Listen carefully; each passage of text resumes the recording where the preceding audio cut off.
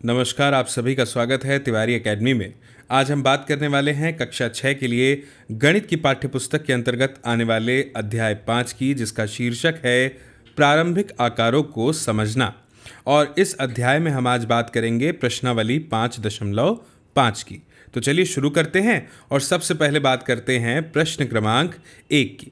प्रश्न क्रमांक 1 हमारे सामने दिया है कि निम्नलिखित में से कौन लंब रेखाओं के उदाहरण है। ठीक है, अभी देख लेते हैं कौन है और कौन नहीं है। सबसे पहला वाला प्रश्न यानी ए नंबर पे लिखा है मेज के ऊपरी सिरे की आसन्न भुजाएं। बताइएगा क्या ये लंब रेखाएं हैं या ये लंब रेखाएं नहीं हैं। ठीक है, तो इसका उत्तर लिखने के लिए मैं एक बार पेन सेलेक्ट कर लेता हूँ। ये मैंने आकार प्रकार चुन लिया यहाँ पे और ये रंग ले लिया एक। ठीक है, तो आप इसके उत्तर में ऐसा लिखिएगा जो कि एकदम सही है कि ये लंब रेखाएं हैं। ठीक है भाई, एक टेबल किस तरह से बनता है? कुछ इस तरह से। तो ये जो टेबल बनाने वाली रेखाएं होती हैं ऊपरी सिरे की, जो आसन्न भुजाएं हैं, ये बिल्कुल लंब रेखाएं होती हैं। ठीक है, इसके बाद में दूसरा यानी बी वाला क्या लिखा है? रेल पथ की पटरियां। आप जानते हैं कि रेल पथ की जो पटरियां हैं वो लंब रेखाओं के रूप में नहीं होती, वो मुड़ी हुई होती हैं, है ना, मुड़ जाती हैं वो। तो आप यहां पर लिखिएगा कि ये लंब रेखाएं नहीं है। ठीक, फिर सी वाले पे पूछा है अक्षर एल बनाने वाले रेखाखंड। तो भाई एल बनाने वाले रेखाखंड जो हैं वो तो उन्हीं की भांति है ना, जिस तरह से टेबल है। अभी हम टेबल की बात कर रहे थे, तो आप यहां पे लिख दीजिएगा कि ये लंब रेखाएं हैं। ठीक, फिर डी पे आइए। डी वाला क्या है? डी वाला है अक्षर वी बनाने वाले रेखाखंड। तो सरल भाषा में लिखिएगा लंब रेखाएं नहीं है। ठीक है, ये हो गया। इसके बाद में अब आते हैं हम प्रश्न क्रमांक 2 पर। क्या है प्रश्न क्रमांक 2? लिखा है कि मान लीजिए रेखाखंड पी क्यू रेखाखंड एक्स वाई पर लंब है। ठीक है, हमने मान लिया। फिर कहा है कि मान लीजिए ये परस्पर बिंदु ए पर प्रतिच्छेद करते हैं। ठीक है भाई, अब 2-3 बातें मानने के लिए हो गई हैं, तो पहले एक चित्र बना ही लेते हैं। ठीक, तो चित्र बनाने के लिए सबसे पहले जैसा प्रश्न पे लिखा है मैं बना देता हूं कि एक रेखाखंड है पी क्यू और ये जो है ये एक्स वाई पर लंब है। ठीक, रेखाखंड कहा है तो एरो लगाना तो पड़ेगा ही पड़ेगा इस तरह से। फिर कहा है कि बिंदु ए पर प्रतिच्छेद करते हैं ये, यानी ये जो है ये ए बिंदु है। ठीक है, अब कहा है कोण पी ए वाई, यानी ये वाला कोण। ठीक, पी ए वाई की माप क्या है? तो भाई ये तो सरल बात है कि ये 90 अंश का है। तो अब हमें यहाँ पे यही लिखना है कोण पी ए वाई बराबर 90 अंश। इस तरह से ये हमारा प्रश्न हल हो गया। ठीक है, अब हम आगे बढ़ते हैं और बात करते हैं प्रश्न क्रमांक 3 की। प्रश्न क्रमांक 3 हमारे सामने है कि आपके ज्यामिति बॉक्स में 2 सेट स्क्वायर हैं। इनके कोणों पर बने कोणों के माप क्या हैं? क्या इनमें कोई ऐसी माप है जो दोनों में उभयनिष्ठ है यानी कॉमन है? तो ठीक है, आपका जो ज्योमेट्री बॉक्स है उसमें 2 सेट स्क्वायर हैं आपके पास में, है ना। अब मैं देखिए इसका उत्तर आपको एक वाक्य में लिख के दिखाता हूं ताकि आपको सरलता से समझ में आ जाए कि आपको इसका उत्तर किस प्रकार से लिखना है। तो आप इस तरह से लिखिएगा कि एक सेट स्क्वायर में एक सेट स्क्वायर में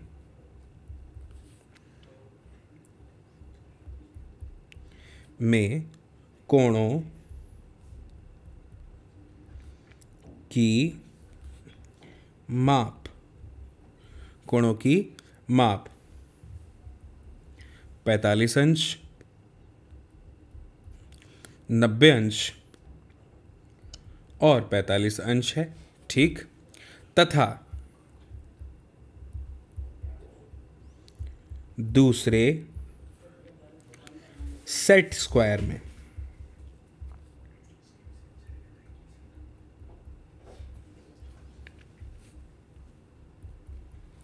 दूसरे सेट स्क्वायर में कोणों की माप 60 अंश, 90 अंश तथा 30 अंश है। ठीक है, तो दोनों में दोनों में 90 अंश का कोण उभयनिष्ठ है। ठीक, 90 अंश का कोण उभयनिष्ठ है। ठीक है, अब हम आगे बढ़ते हैं बच्चों, और आगे बढ़ते हुए क्या बात करेंगे? बात करेंगे प्रश्न क्रमांक 4 की। प्रश्न क्रमांक 4 हमारे सामने है। क्या लिखा है? इस आकृति को ध्यान से देखिए। रेखा L जो है वो M पर लंब है। हमें दिखाई भी तो दे रही है, बिल्कुल सही, L पर M जो है वो लंब है। अब हमारे सामने कुछ प्रश्न है। पहला प्रश्न ए वाला लिखा है, क्या CE बराबर EG है? तो आप लिख दीजिए हाँ है। लेकिन क्यों कह रहे हैं आप ऐसा कि CE EG के बराबर है? ध्यान से देखिए, CE यानी इसकी बात हो रही है, ये EG के बराबर है क्योंकि दो इकाई दोनों के पास में है। तो यहाँ पे उत्तर में ये भी लिख दीजिएगा, दोनों की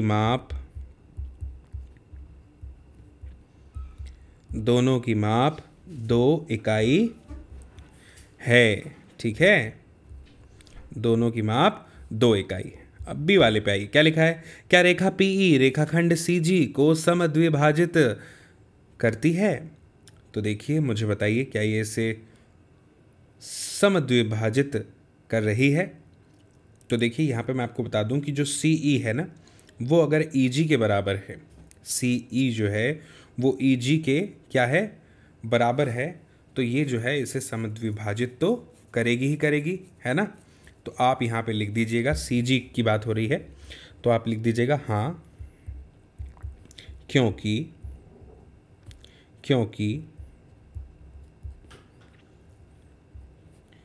क्योंकि CE बराबर है EG के।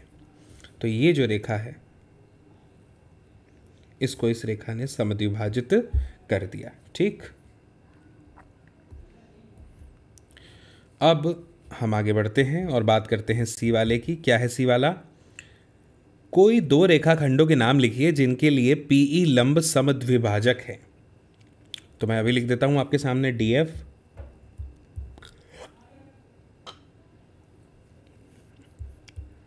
CG और BH। ठीक, इसके बाद में डी वाला क्या दिया है? क्या निम्नलिखित सत्य है? AC बड़ा है FG से। तो भाई पहले वाले की बात कर रहे हैं, तो मैं इसका पहले वाले का जवाब यहाँ पे लिख देता हूँ। AC जो है वो FG से बड़ा है। AC बड़ा है FG से, बिल्कुल, क्योंकि 2 इकाई है उसके पास, तो ये तो सत्य है भैया। दूसरा वाला, क्या CD बराबर है GH के? CD बराबर है GH के। CD 1 इकाई, GH 1 इकाई, बिल्कुल सत्य है ये तो। फिर पूछा है, क्या BC छोटा है EH से? BC मतलब 1 इकाई, EH मतलब 3 इकाई, बिल्कुल सही बात है। तो ये भी सत्य हो गया। क्या बात है, तीनों सत्य हो गए। ठीक है, तो इस तरह से हमारी ये जो प्रश्नावली है ये बच्चों समाप्त होती है 5.5। तो मुझे उम्मीद है कि आपको ये प्रश्नावली बहुत अच्छे से समझ में आई होगी। पूरे वीडियो आपको बहुत अच्छे से समझ में आया होगा ये वाला। आप ज़रूर इस वीडियो की लिंक को साझा कीजिएगा, शेयर कीजिएगा अपने दोस्तों, मित्रों, साथियों, सहपाठियों, परिजनों के साथ में, ताकि वे लोग भी देख पाएँ इस वीडियो को, समझ पाएँ इस जानकारी को। बाकी फिर मेरी आपसे बहुत जल्द मुलाकात होगी अगली नई जानकारी में, अगले नए वीडियो में, और तब तक के लिए आप सभी को मेरा नमस्कार।